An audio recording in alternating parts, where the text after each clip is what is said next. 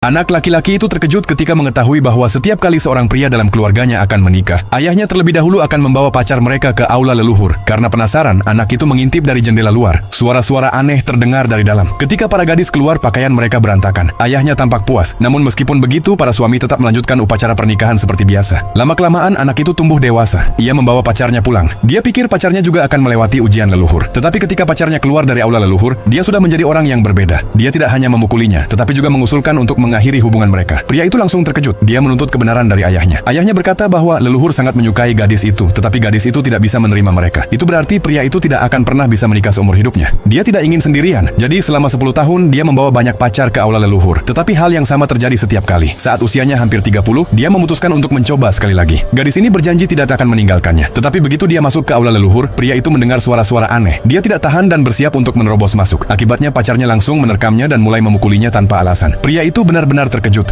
Hampir setiap gadis yang masuk akan memukulinya lalu memutuskan hubungan dengannya. Dia ingin tahu kebenarannya. Tetapi kali ini ayahnya tidak hanya memukulnya, tetapi juga mengurungnya di gudang. Untungnya, temannya membawa polisi. Kasus itu pun mulai terungkap. Tetapi ayahnya mengatakan bahwa leluhur hanya mengizinkan perempuan untuk masuk ke aula leluhur. Polisi wanita itu tidak percaya pada takhayul. Jadi dia memutuskan untuk mengungkap kebenaran. Namun ketika dia keluar dari aula leluhur, sikapnya berubah. Dia menganggap pria itu sebagai musuh. Pria itu benar-benar hancur. Kemudian ayahnya mengurungnya di ruang sempit. Dan dia hanya bisa makan sisa makanan setiap hari. Pada malam hari, kakeknya lewat dan mengetahui keadaannya. Lalu berkata bahwa dia pasti akan membantu mencari keadilan. Tetapi keesokan harinya, ketika pria itu bangun, dia mendapati kakeknya sudah tidak ada. Dia mulai keluar untuk mencarinya. Dia menemukan kerumunan orang berkumpul di depan sebuah ruangan, dan kakeknya baru saja kembali dari aula leluhur. Benar saja, dia juga sudah berubah seperti orang-orang itu. Pria itu sangat menderita. Dia tidak ingin menanggung semua ini lagi. Jadi dia memberanikan diri masuk ke aula leluhur. Dan kemudian,